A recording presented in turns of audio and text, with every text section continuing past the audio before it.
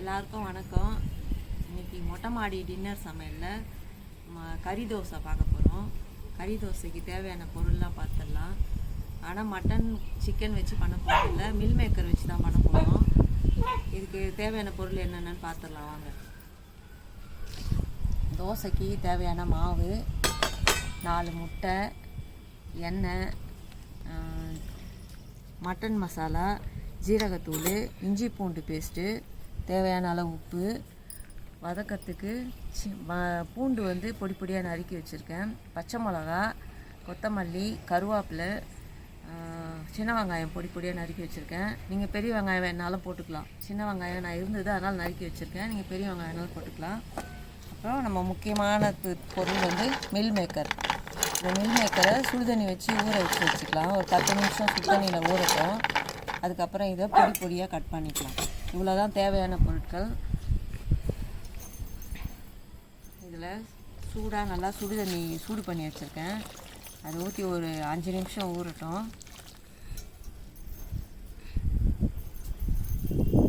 போட்டு நல்லா ஊறிடுச்சு, சாஃப்டாக ஊறிடுச்சு. இப்போ இது வந்து நம்ம இதை அலசி கீழே ஊற்றிக்கலாம். தண்ணியை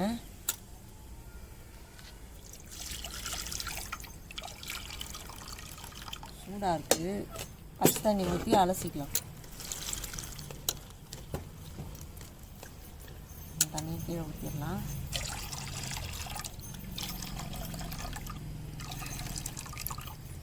இப்போ வந்து இதை நல்லா டைட்டாக புழிஞ்சு எடுத்து வச்சுக்கலாம். ஒரு தட்டில் தண்ணியே இல்லாமல் நல்லா சுத்தமாக டைட்டாக புழிஞ்சு எடுத்து வச்சுக்கோங்க.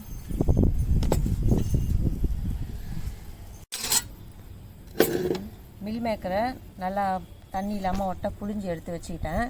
இதை வந்து நம்ம சிசர் வச்சு சின்ன சின்னதாக கட் பண்ணிக்கலாம். இது போல் குட்டி குட்டியாக கறி பீஸ் மாதிரி சின்ன சின்னதாக கட் பண்ணிக்கலாம்.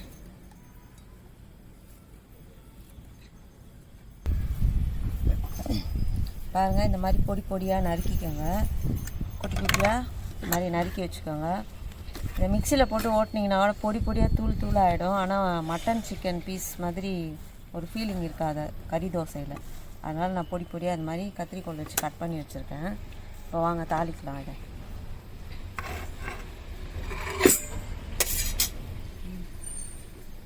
கடாய் வச்சுட்டோம். கடாய் சூடானோன்னு கொஞ்சமாக ஆயில் போட்டுக்கலாம்.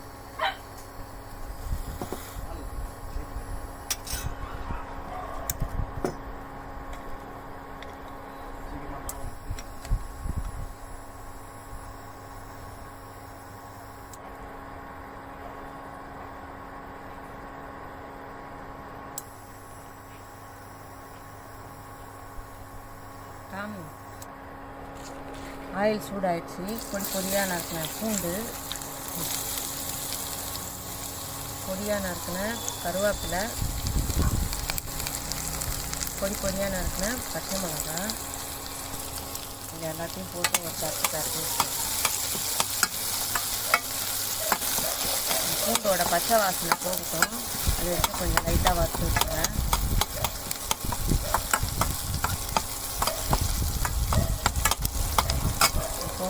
இதில் சின்னதாக நறுக்கி வச்ச வெங்காயம்,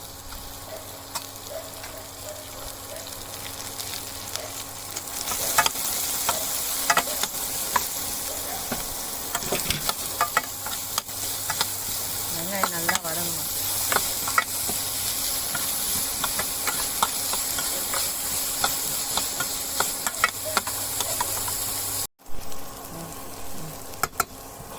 வெங்காயம் பாருங்கள் இந்த அளவுக்கு வதங்கிடுச்சு.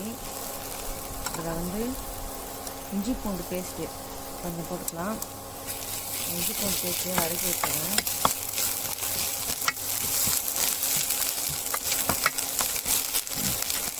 அதுக்கப்புறம் இதில் கொஞ்சமாக ஜீரகம்,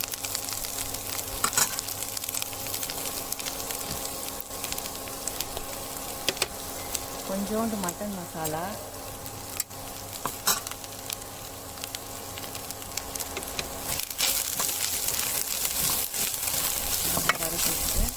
நம்ம கட் பண்ணி வச்சுருக்கிற மில் மேக்கரை இதில் போட்டு வறுத்துடலாம். உங்களுக்கு வேணுன்னா ஒரு 1/2 ஸ்பூன் மிளகாத்தூள் போட்டுக்கோங்க. பசங்க சாப்பிட்றதா இருந்தால் ஒரே ஒரு பச்சை மிளகா மட்டும் பொடியாக நறுக்கி போட்டுக்கோங்க.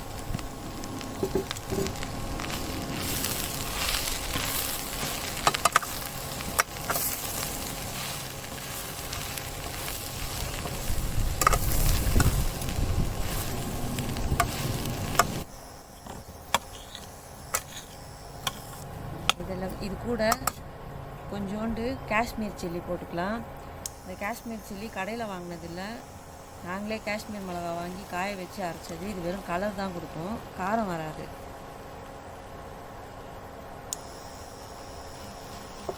இதுக்கு தேவையான அளவு உப்பு போட்டுக்கலாம்.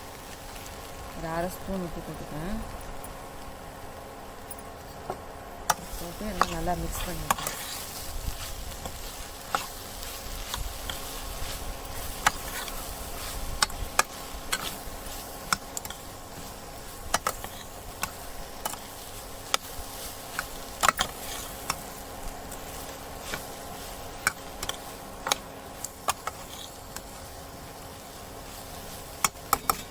கொஞ்சோண்டு மட்டன் மசாலா போட்டிருக்கேன் இதில். அப்போ தான் கறி தோசை சாப்பிட்ற ஃபீல் வரும். அதனால தான் கொஞ்சம் மட்டன் மசாலா போட்டிருக்கேன் நான்.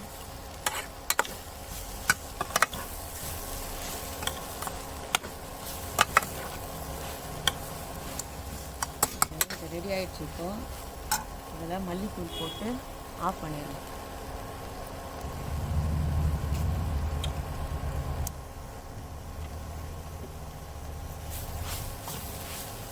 மல்லித்தூள் போட்டு ஆஃப் பண்ணிடலாம். அவ்வளோதான். அது இப்போ நம்ம தோசை ஊற்றிக்கலாம்.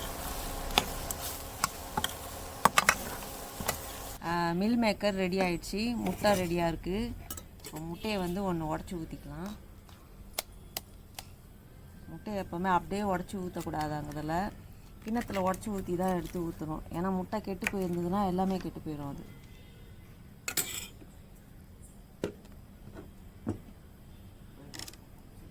மாவு ஒரு கரண்டி ஊற்றிட்டு லைட்டாக தேய்ச்சி வச்சுருங்க.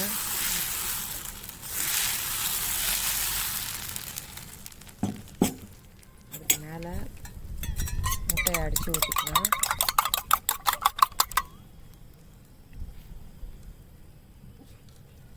முட்டையை ஊற்றிட்டு இப்போ நம்ம ரெடி பண்ணி வச்ச மில் மேக்கர் கறி மாதிரி அதை எடுத்து இப்படி மேலே தோசை மேலே ஒன்று ஒன்றா பீஸாக போட்டுக்கலாம். கையிலே எடுத்து போடுங்க. ஸ்பூனில் போட்டிங்கன்னா அது ஒட்டாது.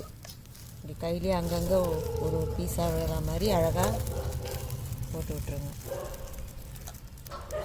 எப்போவுமே ஒரே மாதிரி பண்ணாமல் இந்த மாதிரி செஞ்சு கொடுத்தீங்கன்னா பார்க்க பசங்களுக்கும் டிஃப்ரெண்ட்டாக இருக்கும், விரும்பி சாப்பிடுவாங்க. இந்த மாதிரி ட்ரை பண்ணி பாருங்கள். பாருங்கள், ஒரு பக்கம் நல்லா மேலே ஒட்டிக்கிச்சு. இதை அப்படியே அழகாக திருப்பி போட்டுக்கலாம். அதுதான் நம்ம வந்தால் அதிலே ஒட்டி விட்டுருங்க. ஒன்றும் தப்பு இல்லை.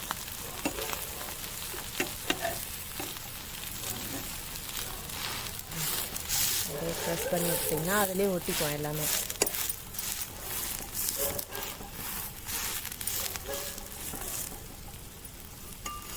கொஞ்சோண்டு எண்ணெய் ஊற்றிக்கோங்க. சுற்றி கொஞ்சமாக எண்ணெய் ஊற்றிக்கோங்க.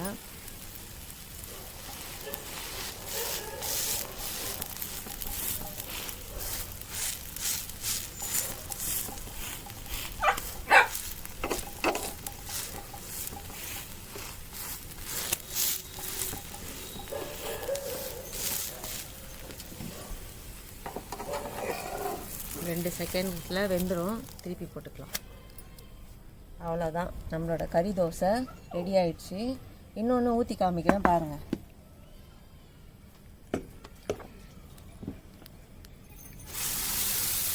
அந்த கரண்டி மாவு ஊற்றிக்கோங்க.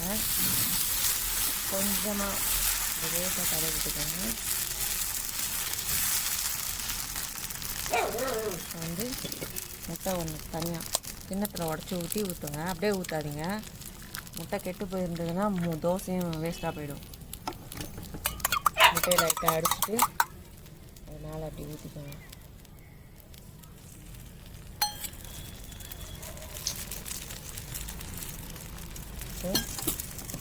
நம்மளோட கறியை எடுத்து மேலே அங்கங்கே ஒரு பீஸாக வேறு மாதிரி அழகாக கையிலே போடுங்க. இது போல் குழந்தைங்களுக்கு செஞ்சு கொடுங்க, விரும்பி சாப்பிடுவாங்க.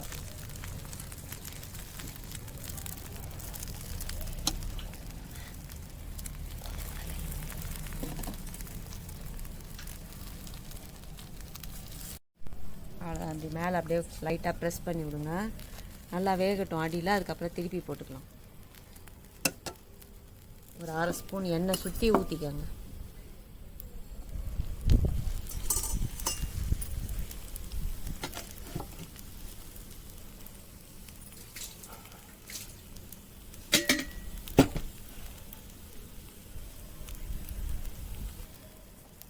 இப்போ பாருங்கள், தோசை திருப்பி போட்டுக்கலாம்.